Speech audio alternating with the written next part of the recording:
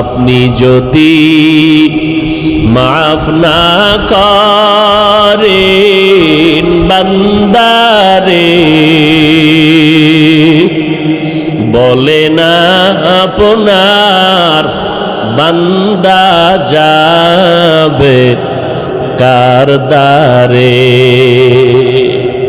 আল্লাহ বলেন বান্দা তওবা ভঙ্গ করেছ, আবার কর, আবার কর, আবার কর। কারণ আমি তওবাকারীকে কেমন ভালোবাসি জানো নি রে বান্দা?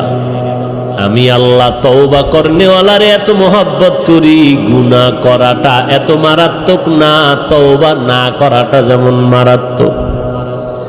আমি আল্লাহ পাক তওবার দরজা খুলে ডাকতে থাকি, ও বান্দা কি পরিমাণ গুনাহ করছো, আয় ক্ষমা চা, পাহাড় পরিমাণ এখনই মাফ করে দিব।